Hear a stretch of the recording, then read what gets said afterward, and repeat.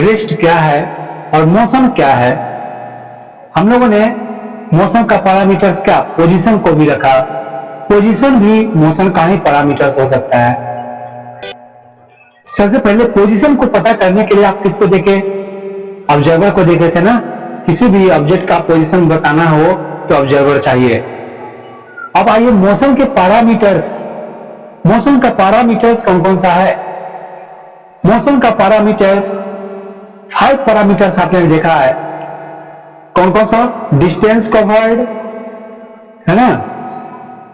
Motion का 5 parameters होता है। डिस्टेंस कवर्ड होता है, उसके बाद स्पीड होता है, उसके बाद डिस्प्लेसमेंट, वेलोसिटी और एक्सीलरेशन।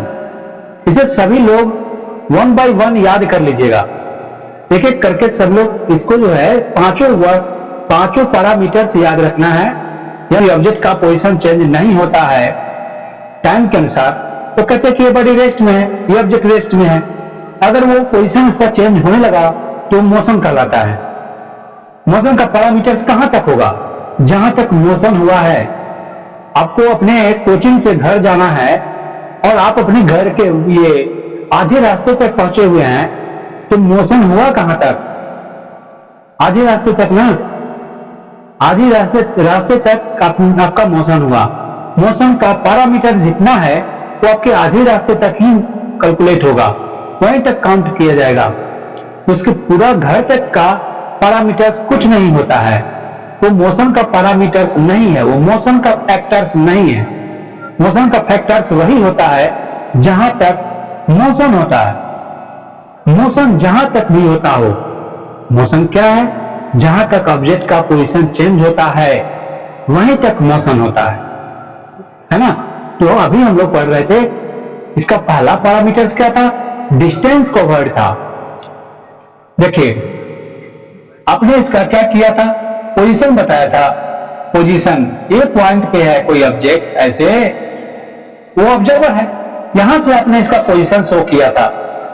थोड़ी देर के बाद आपने देखा कि ये आदमी बी पॉइंट पे पहुंचा हुआ है, बी पे है ना। ये पर्सन जो है वो आपका बी तक ही पहुंचा हुआ है और इसको जाना है सी तक।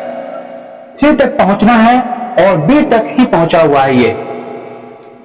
तो मोशन कहां तक हुआ है, ओनली बी तक। बी तक ही मोशन हुआ है, इसलिए मोशन का पैरामीटर्स बी तक ही बोलेंगे। इसे हम लोग डिस्टेंस कवर्ड क्या होगा, ये जितना, ये तो रास्ते का लंबाई है ना। ए से सी तक क्या है, रास्ते की लंबाई है। इसके लेंथ को मेजर करेंगे अगर तो रास्ते का लंबाई मिलेगा, लेंथ ऑफ पाथ मिलेगा। ए से सी तक क्या है, लेंथ ऑफ पाथ, जानते हैं लेंथ ऑफ पाथ है ये। यहां तक तो मोशन हुआ ही नहीं है, ये मोशन का पैरामीटर्स नहीं हो सकता है। मोशन का पैरामीटर सिर्फ बी तक ही होगा। आखिर बी तक जो होगा, क्या इसको भी हम लेंथ ऑफ पाथ ही बोलेंगे क्या, नहीं, लेंथ ऑफ पाथ फॉलोड। देखिए इसे हमें बोलना पड़ेगा लेंथ ऑफ पाथ फॉलोड बोला जाएगा। तो पहला पैरामीटर क्या हुआ, जानते हैं, length of path followed. Length of path followed कहा जाएगा इसे। पाथ फॉलोड है या पाथ कवर्ड है, तो जिस पाथ को वो ट्रेवल करता है उसकी लंबाई को कहा जाता है डिस्टेंस कवर्ड। ध्यान से सुनिए, कंसंट्रेशन बनाए रखिए, यहीं से क्वेश्चन समझ में आएगा। प्रॉब्लम जो मैं बनवाऊंगा आज अच्छा प्रॉब्लम सोल्व करने वाले हैं। एवरेज स्पीड से बहुत ही इंपॉर्टेंट प्रॉब्लम सब करने वाले हैं हम लोग। तो देखिए क्या है, ये लेंथ ऑफ पाथ फॉलोड जो है इसे डिस्टेंस कवर्ड कहा गया। ये मोशन का पैरामीटर्स है। जब भी मैं आपसे पूछूं डिस्टेंस कवर्ड क्या है तो आप मुझे किसी कहिएगा कि लेंथ ऑफ पाथ फॉलोड होता है सर, या लेंथ ऑफ पाथ ट्रेवल्ड होता है। ट्रेवल्ड पाथ की लेंथ को कहा जाता है।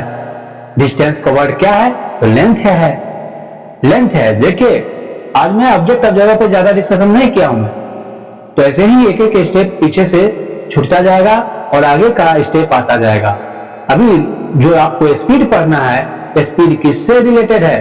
लेंथ ऑफ पाथ फॉलोड से। अगर लेंथ ऑफ पाथ फॉलोड हमें नहीं मालूम रहे ये लेंथ होता क्या है, लेंथ किसी चीज का लेंथ हो, पाथ फॉलोड का हो या किसी चीज का लेंथ हो, लेंथ ही तो होगा। वो लेंथ का जो प्रॉपर्टी होता है वो सबके लिए लेंथ वही प्रॉपर्टी रहेगा, सेम प्रॉपर्टीज होगा। तो बताइए डिस्टेंस कवर्ड को तो हम लेंथ कहना है, तो डिस्टेंस कवर्ड क्या हो सकता है? ये जो डिस्टेंस कवर्ड है ये क्या इसमें डायरेक्शन नहीं हो सकता है? क्योंकि लेंथ में डायरेक्शन नहीं होता है। ये आपका ये निगेटिव नहीं हो सकता है क्योंकि लेंथ निगेटिव नहीं होता है। बहुत बार मैंने समझाया है, ठीक ना। और ये निगेटिव नहीं होता है इसलिए डिस्टेंस कवर्ड निगेटिव नहीं होता है। फिर लेंथ ऑफ पाथ क्या होता है? कभी डिक्रीज नहीं कर सकता है, ये हमेशा इंक्रीज करता है। कोई ऑब्जेक्ट आगे की ओर बढ़े, आगे की ओर अपने बढ़े या पीछे की ओर आए तो उसमें भी लेंथ उसका हमेशा इंक्रीज करता रहता है। मान लीजिए कोई आदमी 5 मीटर आगे बढ़ा और 3 मीटर पीछे आया तो लेंथ कितना हुआ? वो 8 मीटर कवर करेगा, 8 मीटर। ऐसा नहीं कि 5 - 3 2 मीटर कवर किया, ऐसा नहीं होगा। पाथ की लेंथ की बात हो रही है, लेंथ ऑफ पाथ फॉलोड। मैं आपको बार बार कह रहा हूं, बहुत इंपॉर्टेंट पॉइंट आप पढ़ रहे हैं। इस पॉइंट से रिलेटेड अभी जो डिस्टेंस कवर्ड की बातें पढ़ रहे हैं और ये जो 5 पैरामीटर्स 5 पैरामीटर्स के बारे में पढ़ने वाले हैं, ये सब पूरे 4 to 5 मंथ तक यानी 7 चैप्टर तक रोटेशनल मोशन तक ये आपको हेल्प करेगा। रोटेशनल मोशन तक, और सिर्फ रोटेशनल मोशन तक मतलब ऐसा है कि ज्यादा 60 to 70% हेल्प करेगा। लेकिन बाकी जो चैप्टर है ऐसे तो पूरे फिजिक्स में हेल्प करेगा, पूरे फिजिक्स के लिए ये पॉइंट है। इलेक्ट्रोस्टैटिक्स पढ़िएगा, करंट इलेक्ट्रिसिटी पढ़िएगा, हर जगह एक्सीलरेशन आएगा, रेट ऑफ चेंज आएगा, ये सब आता ही रहता है, हर जगह आएगा। तो इतना इंपॉर्टेंट चीज है ये 5 पैरामीटर्स। बार बार मैं कह रहा हूं, जरा ध्यान दीजिएगा, कंसंट्रेशन बनाए रखिएगा और प्रॉब्लम जो मैं बना रहा हूं ना उसको घर पे बार बार एक क्वेश्चन को 2 बार 3 बार अपने घर पे बनाइएगा।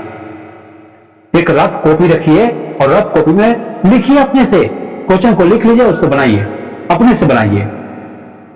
बिल्कुल आसान क्वेश्चन से ही टफ क्वेश्चन की ओर पहुंचा जाता है, लेकिन आसान क्वेश्चन का भी प्रायोरिटी आपको देना है, उसका वैल्यू देना है। अगर आप वो नहीं जानते हैं तो टफ क्वेश्चन नहीं समझ में आएगा। इसलिए ध्यान रखिए आसान क्वेश्चन को भी, और टफ क्वेश्चन तो आज हम लोग करने ही वाले हैं। आज हम लोग पहुंचेंगे ही वहां तक। जैसा देखिए क्या होता है। तो ये देखा आपने, लेंथ ऑफ पाथ फॉलोड होता है। कभी भी मैं आप लोगों से पूछ सकता हूं कि मोशन का 5 पैरामीटर्स क्या क्या होता है, तो ये सब याद रखिएगा। मोशन क्या होता है, फिर रेस्ट क्या है, डिस्टेंस कवर्ड क्या है, इसके बारे में सारी बातें बताइए, तो सब कुछ बोलना पड़ेगा आपको, ठीक है। अब आइए स्पीड में पढ़ रहे हैं, हम लोग स्पीड पढ़ रहे हैं। तो स्पीड की बात में क्या है, हम लोग का जो टॉपिक है स्पीड, जिसको v से रिप्रेजेंट करते हैं। स्पीड को v से रिप्रेजेंट किया जाता है। बिल्कुल ध्यान से सुनिए, कहीं भी डाउट हो फोन करके भी पूछ लीजिएगा मुझसे, व्हाट्सएप पे मैसेज कीजिएगा या वीडियो देख लीजिएगा। सारे फैसिलिटी को आप लोगों के लिए मैं अवेलेबल रखा हूं, फिर कहीं से कोई दिक्कत नहीं होनी चाहिए। देखिए क्या हो रहा है, स्पीड। तो ये जो स्पीड है, स्पीड किसे कहा जाता है? स्पीड ये नया सिचुएशन आया कैसे? हम लोग तो जानते हैं only length of path followed को जानते हैं ना। तो लेंथ ऑफ पाथ के बाद क्या आया? ओनली लेंथ ऑफ पाथ नहीं बोल रहे हैं आप। कोई कहता है कि डिस्टेंस, क्या डिस्टेंस मोशन का पैरामीटर हो सकता है? कभी नहीं हो सकता है। तो हम लोग पढ़ रहे हैं लेंथ ऑफ पाथ फॉलोड। अभी तक सभी लोगों को दिख रहा होगा, यही दिखना 5 पैरामीटर्स तक रहेगा आप लोगों का, तब मैं मानूंगा कि बहुत बड़ी बात हो गई। तो देखिए लेंथ ऑफ पाथ फॉलोड आसान चीज है। लेंथ के बारे में हर कोई बोल सकते हैं, आप लोग हर कोई बता सकते हैं कि सर ये होगा वो होगा। तो दूसरी पॉइंट जो आ रहा है, एक नया सिचुएशन, वो भी तो आप लोग बता सकते हैं। वो भी कोई नया चीज तो नहीं आ रहा है, बहुत पहले से सुनते आ रहे हैं। चावल का क्या रेट चल रहा है, दाल का क्या रेट है, रेट हर जगह आप सुनते हैं, रेट है ना। तो यहां पे भी नई बातें आ गई। क्या? Rate of change.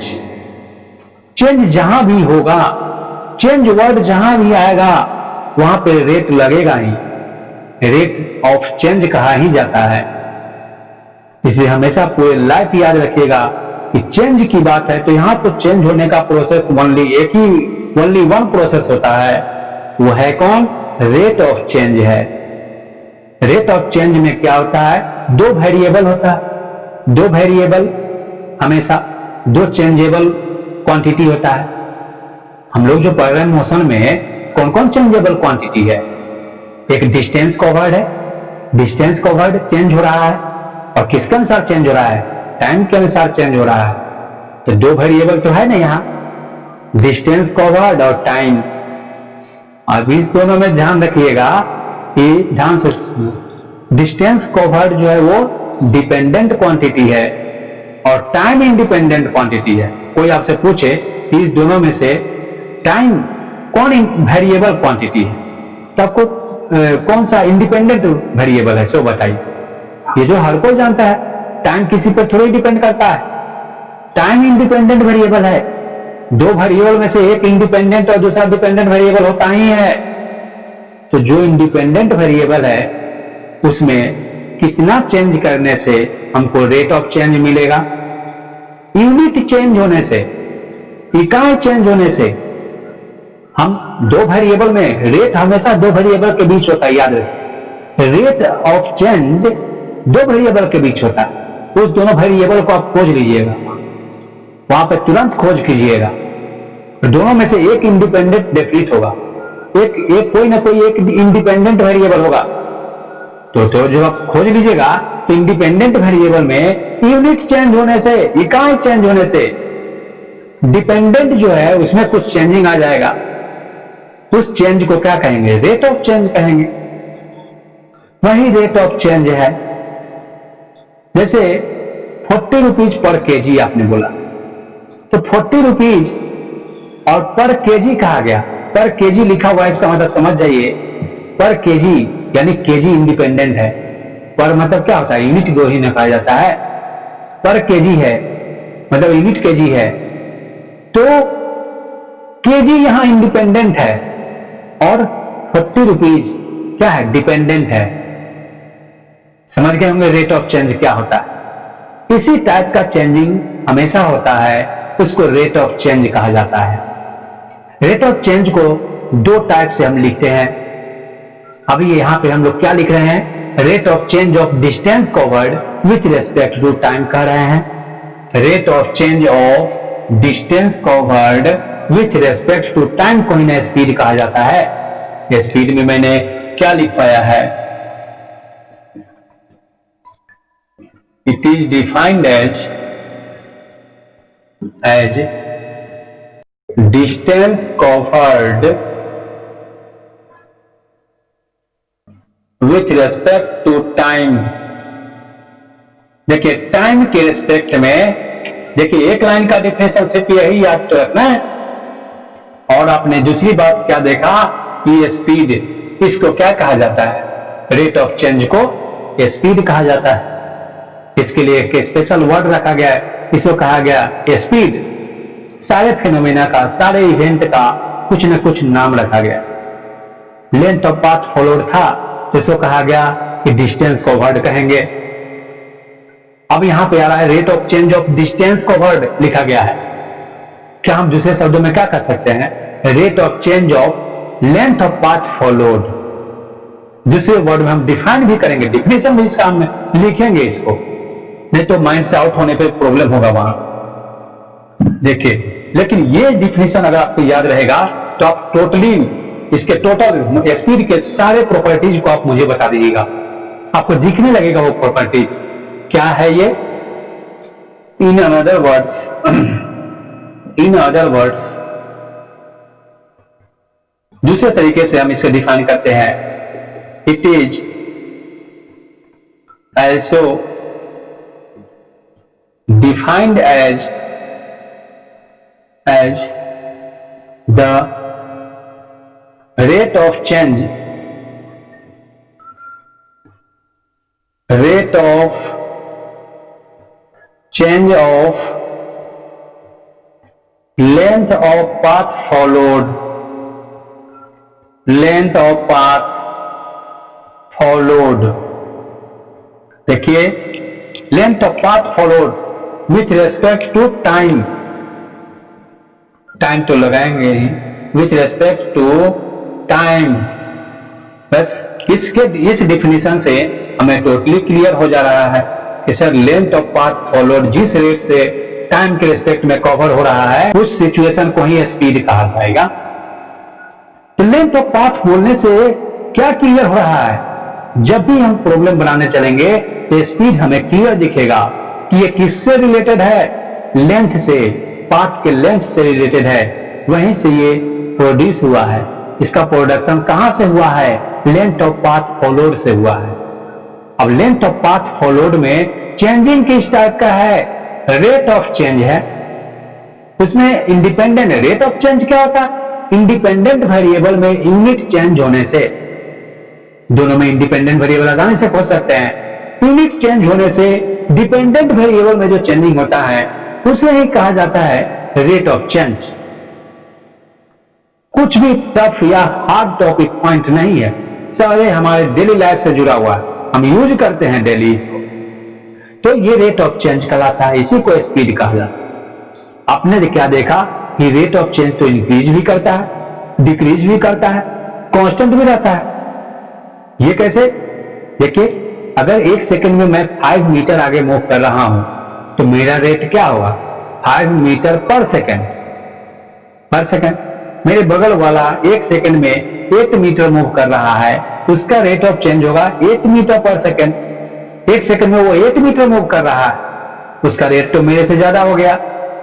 जस्ट मेरे इस साइड वाला 1 सेकंड में 3 मीटर मूव कर रहा है, तो इसका रेट ऑफ चेंज क्या होगा, 3 मीटर पर सेकंड।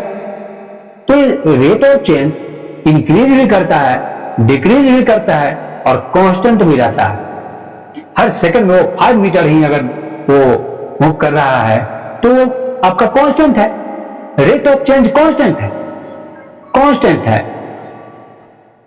Rate of change. अब इसके बाद बार बार रेट ऑफ चेंज ही आएगा आपके साथ, इसी को तो स्पीड कहते हैं। जितना ध्यान से सुनिएगा, मैं जब पूछूंगा उस समय उतना ही अच्छी तरह से आप जवाब दे पाइएगा, तो ध्यान रखिए, ये स्पीड कहलाता है। अब रेट ऑफ चेंज 2 टाइप का होता है, रेट ऑफ चेंज ही बताएगा कि 2 टाइप का होता है। एक होता है एवरेज रेट ऑफ चेंज और दूसरा इंस्टेंटेनियस रेट ऑफ चेंज होता है। याद रखिएगा, रेट ऑफ चेंज ही इतने 2 टाइप का होता है, इसलिए हम स्पीड को किस रेट ऑफ चेंज से जानते हैं, स्पीड को, स्पीड को हम कैसे जानते हैं, रेट ऑफ चेंज को कहा जाता है, रेट ऑफ चेंज को स्पीड कहा जाता है।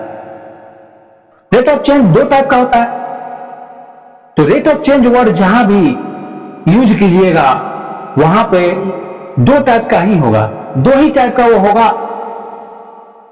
करंट में पढ़िएगा rate of change of flow of charge, है ना, वेलोसिटी में पढ़िएगा rate of change of displacement.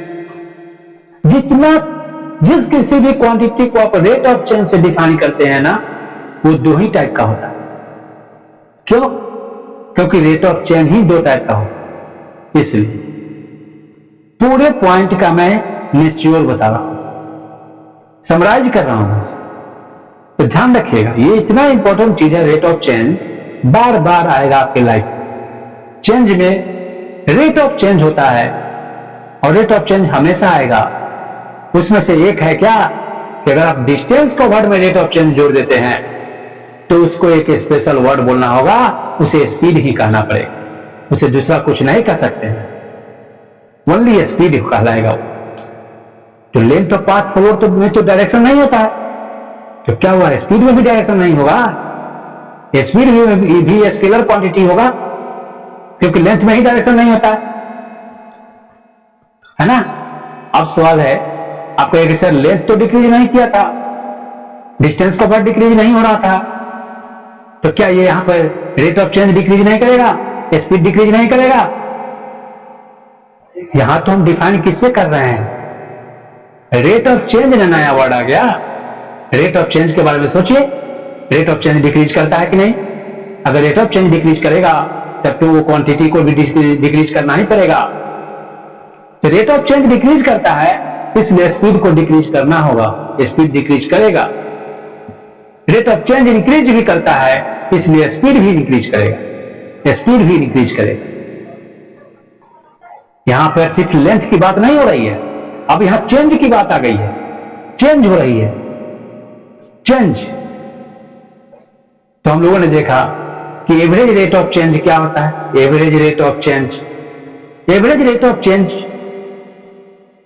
यहां पे तो दो ही के बाद बीच बात ही हो रही है, दो वेरिएबल के बीच ही बात हो रही है, एक डिपेंडेंट वेरिएबल और दूसरा इंडिपेंडेंट वेरिएबल। एक डिपेंडेंट वेरिएबल जो है कौन है? Distance covered. और इंडिपेंडेंट कौन है? टाइम है। हर कोई जानता है कि टाइम इंडिपेंडेंट होता है, कुछ भी आपके लिए नया चीज नहीं अभी तक आ रहा है जो आप परेशान होंगे। तो इंडिपेंडेंट वेरिएबल में के अनुसार आप क्या कीजिएगा, एवरेज जो डिफाइन किया जाता है, एवरेज वो कहा जाता है total change in dependent variable with respect to total change in independent variable. Dependent और इंडिपेंडेंट के बीच है, तो डिपेंडेंट में टोटल चेंजिंग किसके अनुसार होगा? इंडिपेंडेंट के अनुसार। इंडिपेंडेंट जब अपने आप चेंज हो रहा है तो उस पर जो जो क्वांटिटी डिपेंड करेगा वो सब अपने आप चेंज होगा ना, वो सब अपने आप चेंज हो जाएगा। तो इसमें डिस्टेंस कवर्ड को भी डिपेंड कराया गया है, लेंथ ऑफ पाथ को डिपेंड कराया गया है टाइम पे, तो वो भी आ गया वहां पर। Average rate of change, total change हो जाएगा, उसको एवरेज रेट ऑफ चेंज कहा जाएगा। कैसे? Total distance covered in total time interval या with respect to total time interval. Total time interval में जितना भी डिस्टेंस कवर किया जाएगा वही तो एवरेज स्पीड है। एवरेज तो बहुत पहले से आप लोग सुनते आ रहे हैं, एवरेज तो टोटल ये होता है। जब हम एवरेज स्पीड निकाल भी लेते हैं तो इसका क्या मतलब हो जाता है? जैसे आप कहीं पे आपकी गाड़ी कार चली पहले, थोड़ी देर के बाद वो कार क्या होता है 30 किलोमीटर पर आवर के स्पीड से चली है।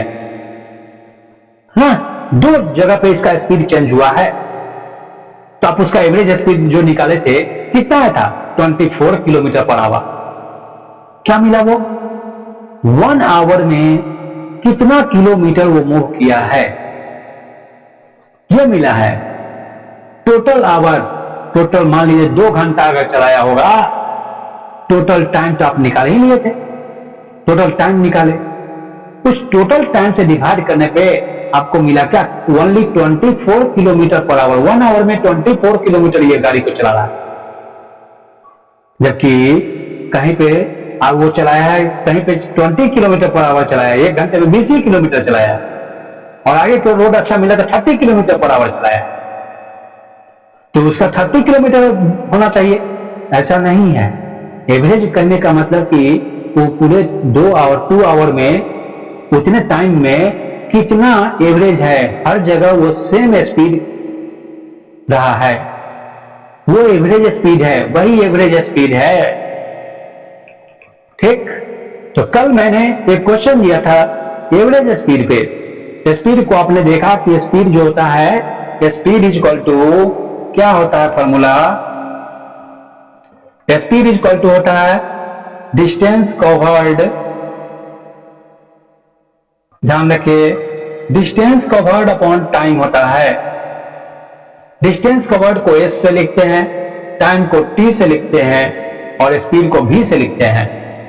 इसी फॉर्मूले से अगर हमें डिस्टेंस कवर्ड कैलकुलेट करना हो, कोई भी 2 पैरामीटर दिया हो, इसका टाइम दिया रहे और स्पीड दिया रहे, तो हम डिस्टेंस कवर्ड कैलकुलेट कर सकते हैं, या फिर स्पीड और डिस्टेंस कवर्ड दिया है तो हम टाइम निकाल सकते हैं, है ना? कोई भी 2 पैरामीटर्स इसका दिया हो तीनों में से, तो तीसरे पैरामीटर्स को कैलकुलेट किया जा सकता है, कर सकते हैं। इस बात को ध्यान रखिएगा, इसका बहुत बार बार यूज है।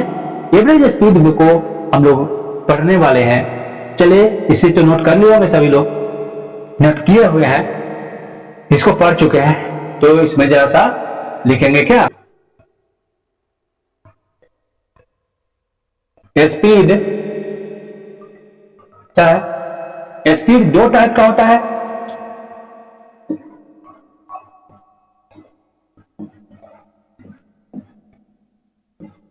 टू टाइप्स, एक नंबर में है एवरेज स्पीड है, और दूसरा है इंस्टेंटेनियस स्पीड। ये है स्पीड। तो आपने देखा पहले में एवरेज स्पीड क्या था। एवरेज स्पीड में मैंने कहा कि कोई आदमी एक महीने में 20,000, दूसरे में 10,000, तीसरे में 0 कुछ नहीं कमाता है, तो क्या वो अर्निंग को जितना भी कमाया है सारे इनकम को ऐड करके हम 12 से डिवाइड करेंगे तो हो सकता है कि उसका 12,000 पर मंथ इनकम हो। तो इसे एवरेज कहा जाता है।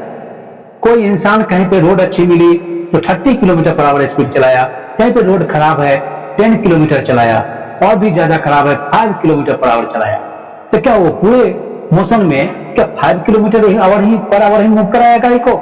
नहीं। एवरेज तो टोटल डिस्टेंस को आप जोड़ लीजिए और उसमें टोटल टाइम से डिवाइड कर दीजिएगा, आपको एवरेज मिल जाएगा। प्रत्येक आवर में आपको उसका स्पीड मिल जाएगा, प्रत्येक आवर में कितना स्पीड वो दिया है, कांस्टेंट स्पीड आपको मिल जाएगा वहां। तो ये कहलाता है average speed.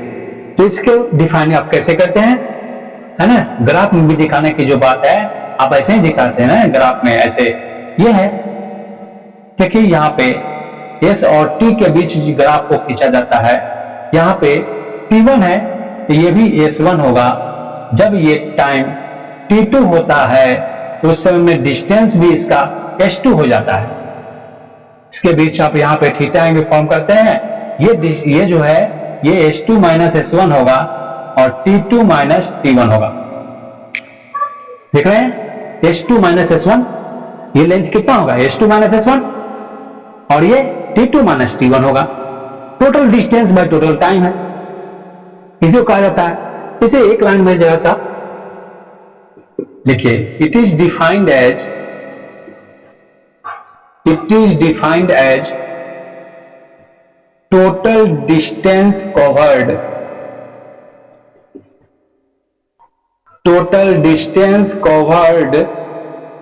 in total time interval,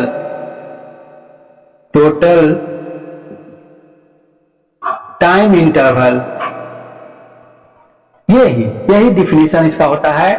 only हम total distance covered in total time interval को ही कहा जाता है एवरेज स्पीड कहा जाता है। एवरेज स्पीड का सिंबल ऐसा होता है, टोटल डिस्टेंस कवर्ड को delta S upon delta T लिखेंगे, जिसे S2 minus S1 by T2 minus T1 होता है, जो क्या होता है tan थीटा के बराबर होगा। जब हम ग्राफ में बनाएंगे तो ग्राफ ऐसे होगा। एवरेज स्पीड का ग्राफ हमेशा इस टाइप से होता है। देखिए स्टार्टिंग पॉइंट और फाइनल पॉइंट के बीच का डिस्टेंस कवर्ड है। स्टार्टिंग पॉइंट यहाँ पे है, T1 टाइम में S1 डिस्टेंस कवर करता है, T2 टाइम में S2 डिस्टेंस कवर करता है। ये तो है, इस दोनों के बीच में टोटल डिस्टेंस में टोटल टाइम से डिवाइड करेंगे तो हमें एवरेज स्पीड मिल जाएगा। ध्यान रखिए, ऐसा जरूर है कि मैं रिपीट कर रहा हूं, लेकिन बहुत इंपॉर्टेंट है। अभी आपके सामने प्रॉब्लम आने वाला है, आप कितना ध्यान से सुन रहे हैं वो पता चल जाएगा, मैं पूछूंगा आपसे, तो ध्यान से सुनिए इसको। ये एवरेज स्पीड कहलाता है। इसमें बहुत ही अच्छा क्वेश्चन करने वाले हैं, बहुत टफ से टफ क्वेश्चन भी करने वाले हैं इस पे।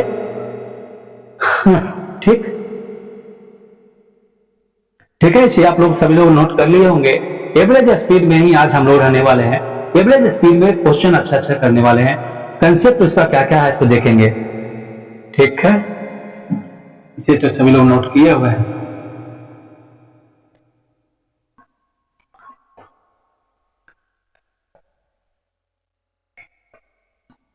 देखिए नेक्स्ट क्या होता है, next average speed. Question solve करना है आपको। इस एग्जांपल को सोल्व कीजिए। ठीक, देखिए क्या है इसमें, है क्या, a man moves with speed v1 .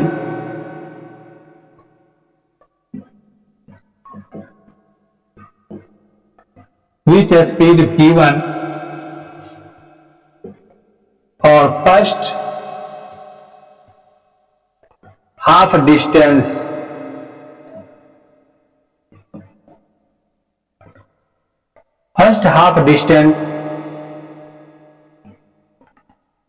and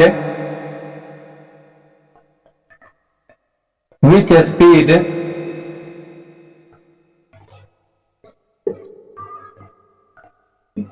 v2 for next half distance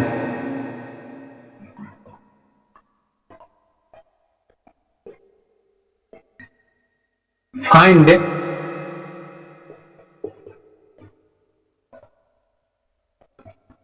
average speed of man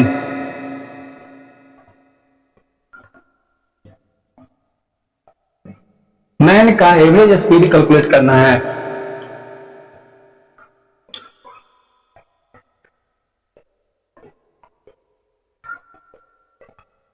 ठीक,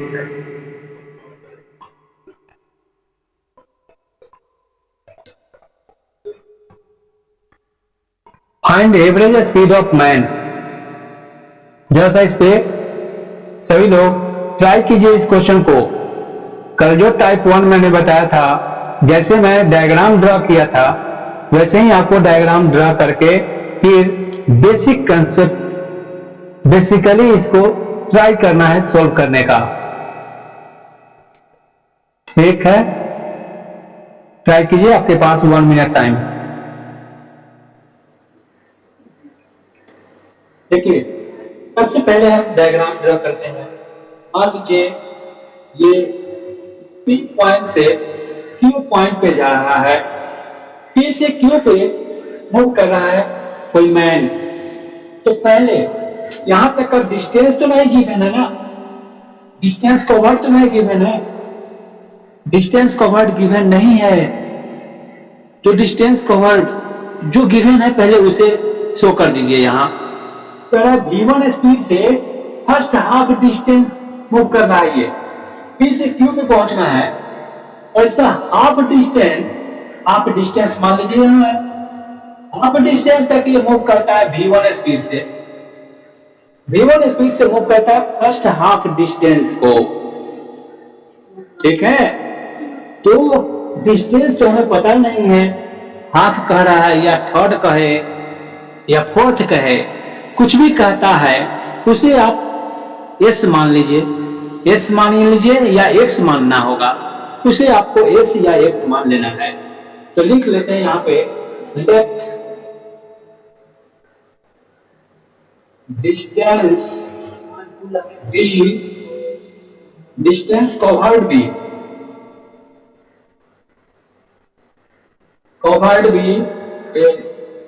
s हमने डिस्टेंस कवर्ड मान लिया। तो हाफ डिस्टेंस ये जा रहा है, हाफ डिस्टेंस मतलब s/2। यहाँ पे दो पैरामीटर गिवन है, डिस्टेंस कवर्ड गिवन है और v1 गिवन है। हम टाइम इसका पता कर सकते हैं, टाइम निकाल सकते हैं हम लोग इसका। तो बताइए तो वीर, टाइम क्या होगा? टाइम इक्वल टू क्या होगा? फर्स्ट हाफ डिस्टेंस को कवर करने में इसको टाइम कितना लगेगा? डिस्टेंस कवर्ड और स्पीड मालूम है हमें।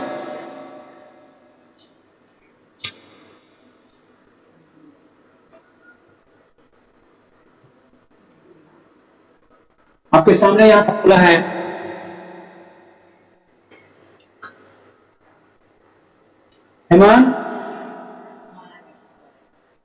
हेमंत बताइए टाइम क्या होगा?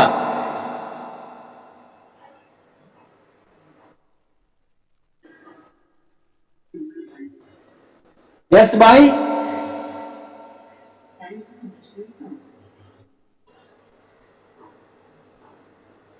टाइम बराबर कितना होगा? यहां तक फर्स्ट हाफ डिस्टेंस का हमें टाइम निकालना है, जिसमें हमको v1 गिवन है, v1 दे दिया 2v1/s 2v1/s है ना, 2v1/s कहना है। और कोई अमर क्या होगा टाइम,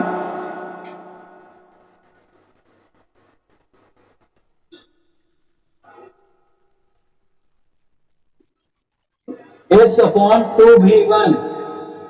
और ये किसका, ये हेमंत का जवाब था। अच्छा, अब ये सही होगा। हाँ ठीक है, टाइम इज इक्वल टू, देखिए ना s/t लिखा हुआ है, तो s को आप s/2 कीजिएगा, s/2 अपन v1, तो क्या होगा s/2 इंटू d1 के नीचे 1 है तो 1/v1 हो जाता है, s/2v1 हो जाता है। तो समझ गए कि t1 है। यहाँ पे मैं बता दिया था पहले कि दो पैरामीटर्स गिवन होगा, थर्ड को अपने से आपको निकालना है, और सबके लिए सिर्फ यही फॉर्मूला अप्लाई करना है, एक्स्ट्रा कुछ नहीं, यही फॉर्मूला अप्लाई करना है। यहीं पे ये सब डाउट अगर आप लोग के अंदर आ गया तो आगे का क्वेश्चन नहीं बनेगा, तो यहीं से ध्यान रखिएगा। सिर्फ एवरेज स्पीड का अगर अच्छी तरह समझ गए ना, सोच लिए, ऐसे सोच लिए, तो आगे का सारा टॉपिक में हो जाएगा। सोचने वाला टॉपिक तो अभी आया है, अभी तक जितना क्लास किया है उसमें सबसे पहला टॉपिक यही आया है, और यहीं पे मुझे अच्छी तरह से आप लोगों को सिखा देना है, बस हो गया। तो इसी के लिए इतना दिन से बोल रहे थे। देखिए T1 इक्वल टू s/2v1 हो रहा है। क्यों हो रहा है यहाँ देखिए क्लियर लिखा हुआ, कितना, या मैं यहीं पे लिख देता हूं, कोई गलती नहीं करना चाहता। डिस्टेंस कवर्ड बाय, तो डिस्टेंस कवर्ड s/2 होगा और स्पीड v1 होगा। हम इसे क्या लिखेंगे, s/2 इंटू v1, तो 1/v1, रिवर्स लिखते हैं ना इसका, s/2v1 होगा, s/2v1, ये टाइम है।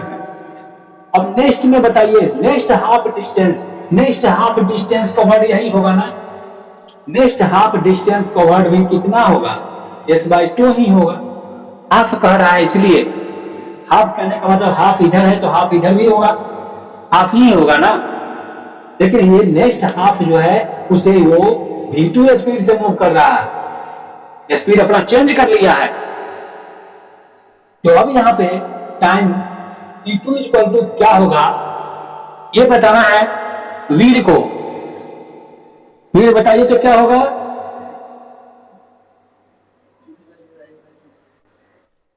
t2 बोलिए, यही ना,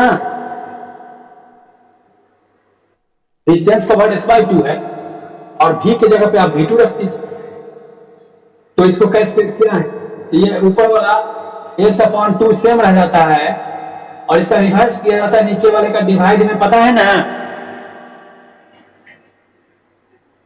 देखिए v2 है तो v2 के नीचे 1 माना जाता है जब कुछ नहीं है, तो s/2 इंटू 1/v2। देखिए v2/1 को मैं रिवर्स कर दिया ना, देखिए तो क्या आएगा, s/2v2 आएगा।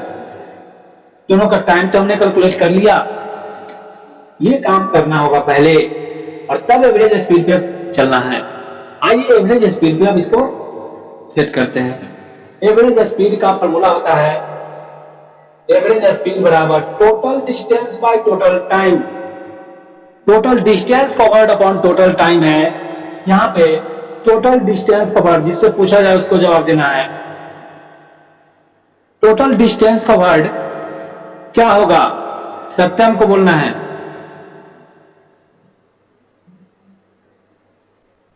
सत्यम टोटल डिस्टेंस कवर्ड क्या होगा यहां,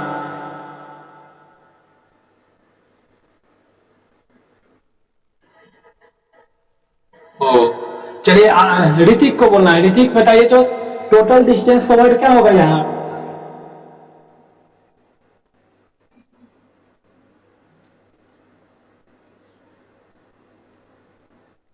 हाँ टोटल डिस्टेंस कवर्ड क्या होगा बोलिए।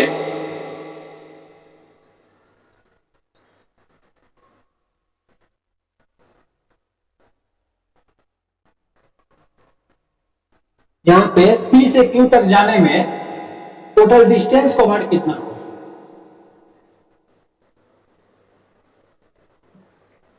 हाफ डिस्टेंस इधर है और हाफ डिस्टेंस इधर है, तो क्या होगा? ओनली एस हो जाएगा। बिल्कुल सही जवाब है। S by two plus S by two कीजिएगा तो आपको 2s/2 आ जाएगा, जो एस हो जाता है। टोटल डिस्टेंस कवर्ड तो इसका एस होगा। इसे हम लिखेंगे S upon T1 plus T2। आइए एस तो ऐसे हाँ बोलिए।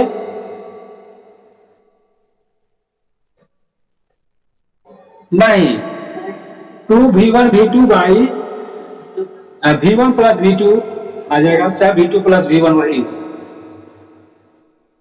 है ना। टाइप 1 के जैसा ही है।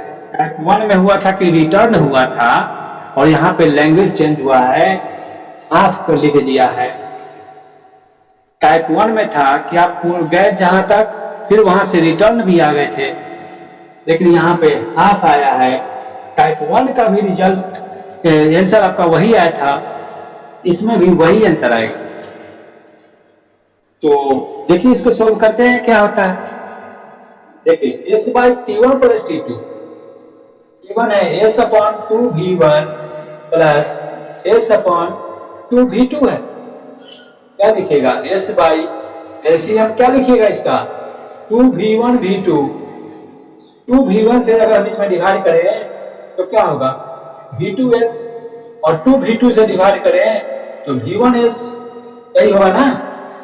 तो s बाई s को कॉमन ले लीजिए, v1 प्लस v2 लिख लीजिए अपॉन 2v1 v2 होगा। क्या लिखिएगा?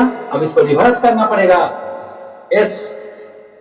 s इंटू इसको रिवर्स कीजिएगा 2v1 v2 by s v1 plus v2 होगा। s कैंसिल, क्या होगा? 2v1 v2 by v1 plus v2, यह इसका आंसर होगा।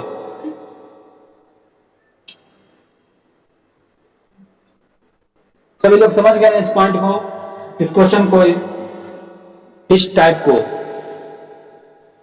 अपने से जरा सा एग्जांपल सेट कर लीजिए। मान लीजिए कि मैं कोचिंग से घर जा रहा हूं और वहां पे 6 किलोमीटर पे है वो आपका घर।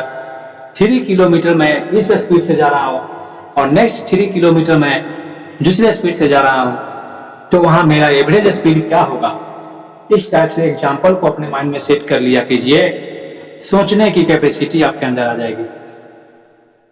टाइम निकालने की जो बात है, ये सब तो सिंपल फॉर्मूला, इस फॉर्मूला पे सेट कर दिया जाता है। कहीं कहीं पे आपको डिस्टेंस कवर्ड निकालना पड़ेगा, ये सब ध्यान देना पड़ेगा। इसको नोट कर लीजिए, जिन लोगों से नहीं बना है वो लोग इसे नोट कीजिए। उसके बाद टाइप 3 को सॉल्व करेंगे।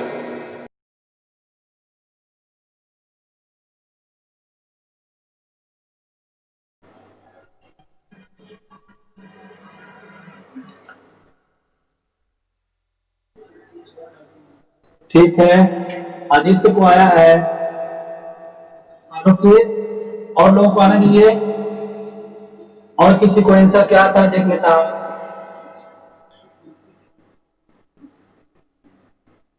आदित्य को आंसर आया v1 प्लस v2 बाई 2।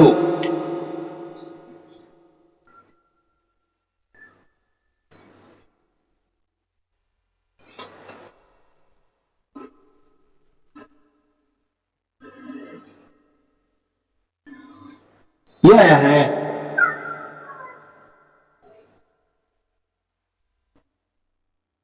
ये अभी v1 plus v2 into t by 2, ये किसका है? ऋतिक को। ये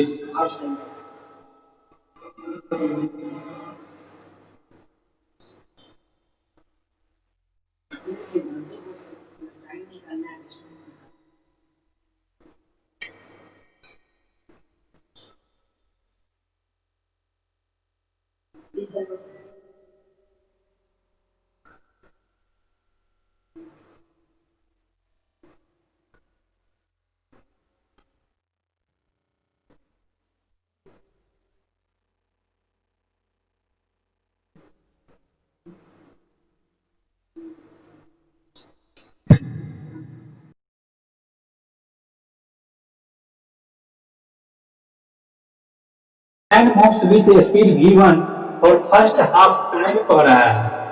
for first half time हम यहाँ पे P और Q है, तो हाफ टाइम या third time, half, third, fourth, ये सब कुछ भी लिखा रहे उसे सबसे पहले हम लोग मान लेते हैं, उसे कंसीडर करते हैं। तो इसमें मानेंगे कि टाइम लेफ्ट, टाइम भी टी, इसको जाने में टाइम लग रहा है पी से क्यू तक, टी टाइम लगता है, जिसमें ये हाफ टाइम तक चला है v1 स्पीड से। ठीक, हाफ टाइम। सिर्फ अपने माइंड में एग्जांपल सेट रखे कि अपने घर जाने में अगर आपको 4 आवर लगता है तो पहला 2 घंटे में आपने किसी और स्पीड से चला है और नेक्स्ट 2 आवर्स जो है उसमें किसी और स्पीड से आपने मूव किया है, तो आपका एवरेज स्पीड है कितना, ना जान दो। तो यहाँ पे टाइम है, टाइम बी टी, यहाँ पे टाइम तो टी मान लिया आपने, ये टी हाफ टाइम चल रहा है ये v1 स्पीड से। तो v1 और टाइम दिया हुआ है, यहाँ क्या क्या गिवन है, स्पीड और टाइम। तो अमर बताइए मुझे, अमर को बताना है, जब स्पीड और टाइम दिया हुआ है तो हम क्या निकालेंगे यहां,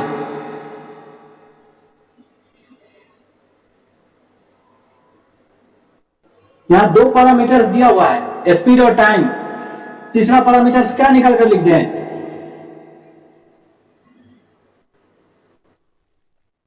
हाँ, डिस्टेंस कवर्ड निकालेंगे। तो डिस्टेंस कवर्ड इसका तो क्या क्या होता है, फॉर्मूला बताइए। डिस्टेंस कवर्ड इसका तो क्या होता है अमर,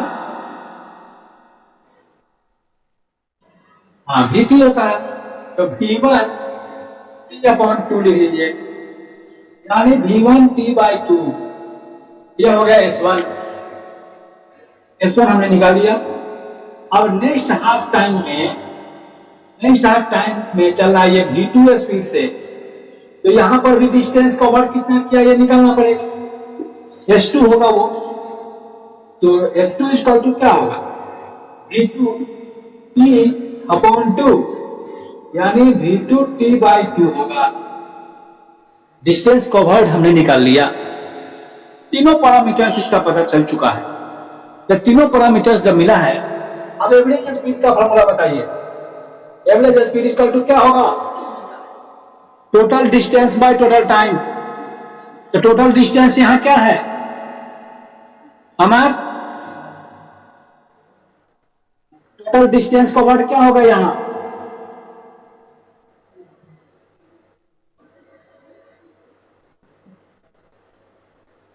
total distance s1 plus s2 है ना, s1 और s2 को जोड़ेंगे तब ना टोटल डिस्टेंस होगा। और टोटल टाइम कितना है t, टोटल टाइम क्या है t है ना, मान ली t टाइम आप माने हुए हैं, इसे सॉल्व कीजिए।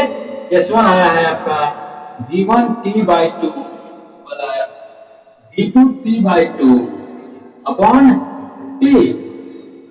आइए इसको सॉल्व करते हैं, क्या होगा ऊपर में एलसीएम इसका होगा 2, तो v1 t plus v2 t/t होगा, यही होगा।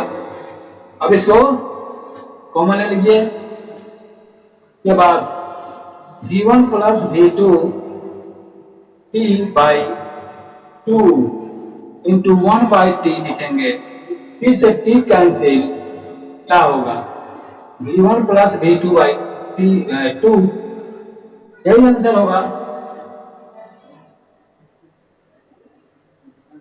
जो लोग नहीं बनाए हैं वो लोग नोट कर लीजिए इसे।